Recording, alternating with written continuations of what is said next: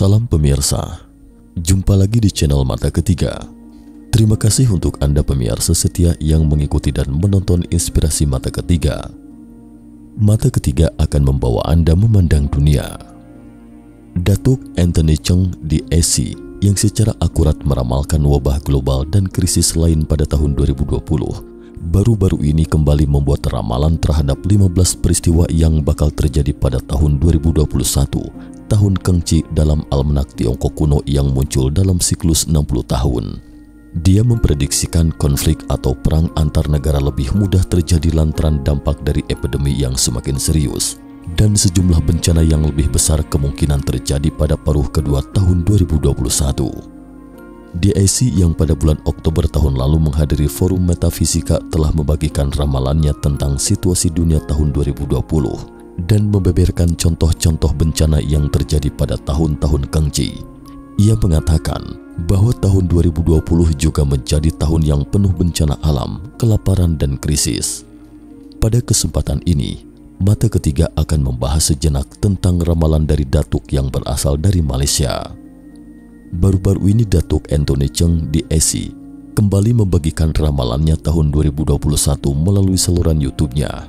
Ia mengatakan bahwa tahun 2020 yang penuh bencana telah memasuki masa akhir dan segera akan memasuki tahun Sincau, tahun kerbau berelemen logam yang juga muncul sekali dalam 60 tahun. Karena itu banyak orang ingin mengetahui apa gerangan yang akan terjadi tahun 2021.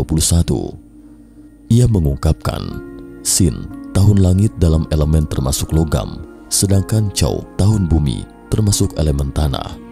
Karena Chau juga dilambangkan sebagai tahun kerbau, maka tahun 2021 adalah tahun kerbau logam.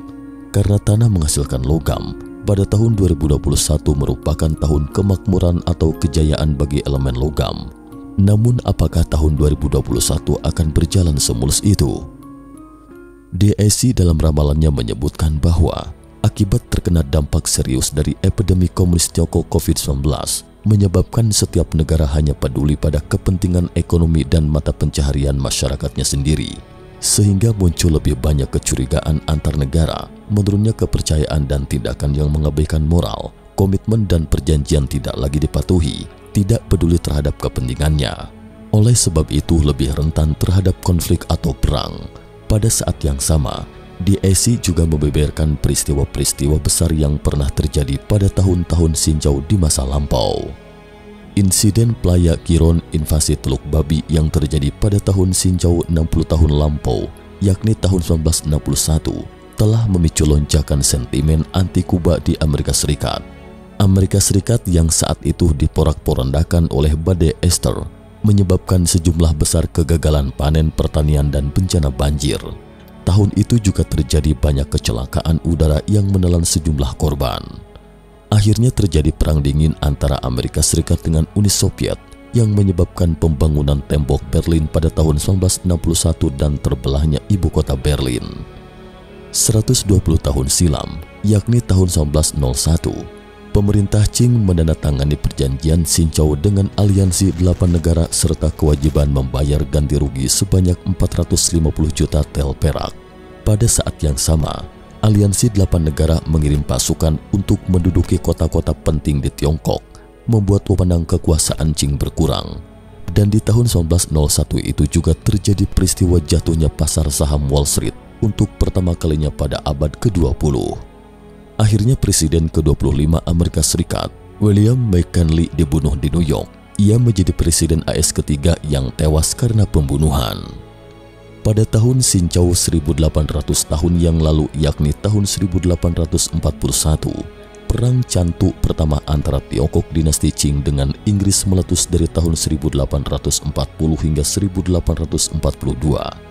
Ini adalah pertama kalinya negara-negara barat melancarkan perang berskala besar terhadap Tiongkok, akhirnya melahirkan perjanjian Nanking yang menjadi perjanjian tidak setara yang pertama terjadi dalam sejarah modern.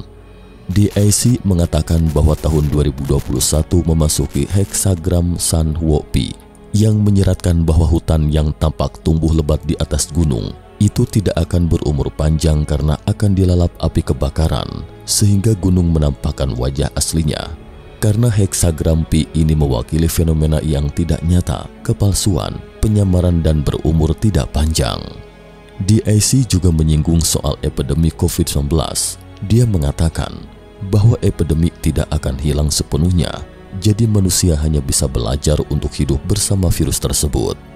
Tahun depan kita mulai mengundang masuknya zaman yang disebut era pasca epidemi, dan tahun Sincau akan menjadi tahun yang sangat istimewa, akan menjadi tahun ujian, tahun kebingungan dan tahun revolusi.